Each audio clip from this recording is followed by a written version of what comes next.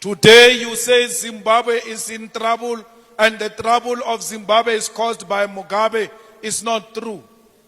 Who caused the problem of Syria? Who caused the problem of Libya? Who's causing the problem of Venezuela, Afghanistan, and Iraq? All those problems were caused by Mugabe. Destabilizing those countries were caused by Mugabe. What is common with all these countries, including Zimbabwe, is the fact that imperialism intervened. And we always know that when imperialism intervenes, it destabilizes countries, and those countries never recover from imperialist intervention. That's what Zimbabwe is suffering from. When they took their land, when they took their economy, the imperialists imposed sanctions on them. We challenge imperialism, lift the sanctions, and let's see if black people will never run a successful economy. Let the black Zimbabweans fail on their own without imperialism sanctions. We want the sanctions in Zimbabwe removed. I want to tell you now that one day when those sanctions are removed, some of you who are beating up Zimbabweans here, some of you who are hating on Zimbabweans here, you are going to work for them. They will be owning their mines, they will be owning their retail, they will be owning their banks, they will be owning their land. You call them foreigners. What is the definition of a foreigner? A foreigner is a person who comes into your country without papers, doesn't have anything to show. That includes you. You are foreigners because you have nothing to show. You go around claiming this is your country. Let's go outside. Show me papers that confirms you are the owner of this country. There's nothing. You don't own anything. Yet you call people foreigners. You are a foreigner yourself because you do not own. Foreigners means visitors. Visitors are people who just come empty-handed with a small bag.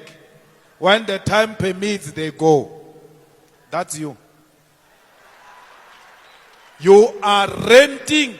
You are marching from the hostels, beating up people that they must leave South Africa. Yet you do not own a hostel. You are paying a rent in that hostel. You can be removed yourself from that hostel.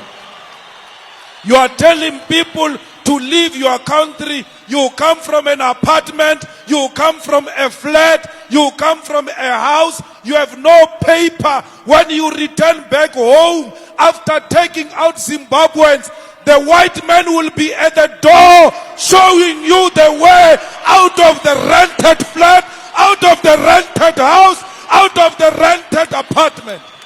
You have nothing to show. Yet you claim this is your country. You have nothing. You are defending a white man's property.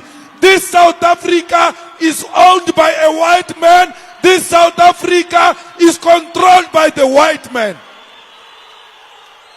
Don't tell me this is your country.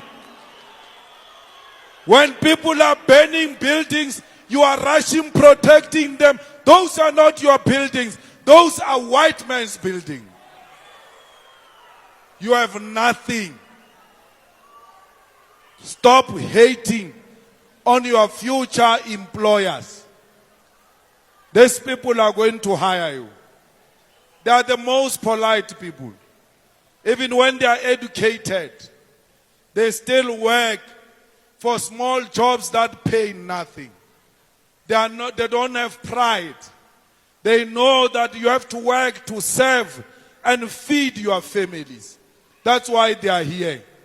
One day, like it almost happened in Cuba when Obama wanted to lift the embargo against Cuba, one day it is going to happen. I pray to the ancestors of the revolution that it happens when I'm still alive. so that I can replay these videos and say, I warned you about harassing your future employers. I warned you about exploiting the people who are going to share their land with you because they've done it before. Why didn't Mugabe take the land immediately? He waited for you to get your freedom. Because had Mugabe take the land immediately, it would have caused a serious problem to a point where South Africa will not be liberated. They were a frontline state.